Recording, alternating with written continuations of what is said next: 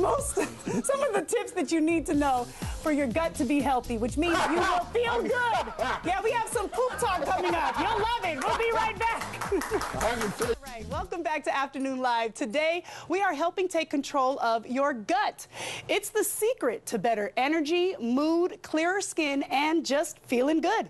Here to tell us how and why, we welcome the author of Smart Fat, the 30-day plan with 50 recipes, nutritionist Jonny Bowden. Hey, Jonny. How are you doing? I'm excited to have you here today because I'm interested to hear all about this secret. Why is the gut the secret? The gut is turning out to be the secret to everything. Energy, obesity, there are mental illnesses that are affected by the gut and by the health of the gut. And we've all heard of probiotics. Yes. Those are the healthy bacteria that we get from yogurt, but those have to be fed. They have to be nurtured. They have to be given food, and that's where prebiotics come in. Oh. Now, what I brought here, I know it's a little disgusting, everybody, but we're going to touch it anyway. These are some models. Wait, we're actually going to touch it? Well, we don't have to touch it, but they're not real, folks. But this is actually the Bristol stool chart, which you can look up online, and it's the 7 ways that excrement comes out, and that is like a lab test, ladies and gentlemen. That's like your own very lab test to see how your gut is doing. Okay, so what does it tell us? Well, it tells us if it's anything but this, it's not working well. This is what it should look like a diver, like an Olympic diver. Walks right into the pool. We call it a foot-long floater with no odor. That's what a healthy bowel, that's what it should look like. So it shouldn't smell that bad. It shouldn't smell that bad. It shouldn't be like, what did you eat? Somebody died in there. It should not be that. That's a sign that your gut's not healthy. Now, here's why this is important. Our grandmothers used to tell us, eat your roughage, or at least my grandmother did back in those days. And they were right, because it keeps you regular, does all that good stuff. But there's another kind of fiber called soluble fiber, which is actually very hard to get from food, and it feeds the probiotics in your gut. It feeds the good guys, and they're alive. They need to be fed. So I'm going to recommend that in addition to high fiber foods like vegetables and berries and nuts and grapes and all this good stuff, that you take a prebiotic and a probiotic supplement. Now, for women, I love Regular Girl. Okay. You can carry this around. It comes in a little thing. You can put it into hot or cold liquids. It blends perfectly, and it gives you both your probiotics, which are the healthy bacteria, and the food for them, which is the prebiotics. Oh, it has both in one. It has both in one. Okay. But you can't mix this in anything hot because those live probiotics will be dead.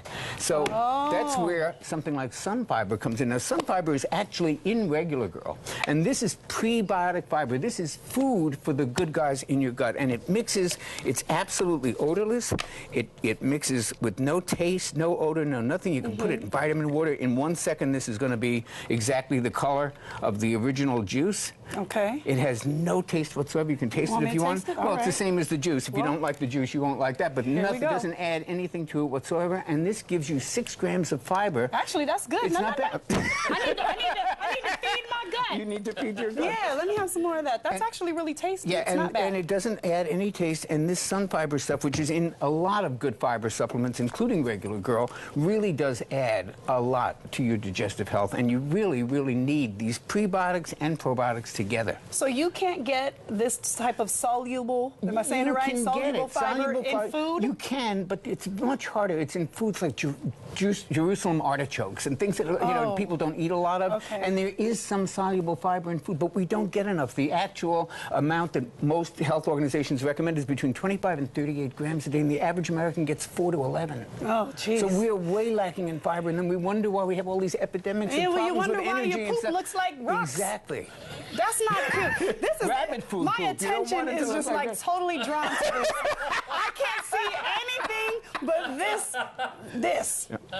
But yeah, you know, and I'm sorry, I hate to say it, but I can't always say that the poop is always looking like this. This is something that doesn't cost anything, that we can check ourselves every day, and people kind of know if they're going to the bathroom a lot or not at all. Then they know that things are not really right. Yeah, that's a good question. How often are you supposed to have a bowel movement? That's a very good question. My opinion, every time you eat, 3 times a day. I mean, you're eating. Are you kidding me? Why not? It comes in, it goes out. Now, that may be in a perfect world, but if you're going less than once a day, once every 2 days, there's something not working. Okay. You're not getting water, no fiber, something is not working. And how important is water? People talk about that all the time. I never know how much I'm supposed to take in. Use the old 8 glasses a day. It's a good guideline. There's no science to support it, but that doesn't mean it doesn't work. It's a really good basic, and it's great for weight loss, by the way. Okay. Very important, and nobody's drinking enough. What happens when sugar enters our gut? You got an hour? No, we got about 20 seconds. It's the most toxic and inflammatory substance in our diet. Really? We have been blaming fat for all of the problems, and really, it's been sugar all along. So what happens when sugar hits your gut is everything bad.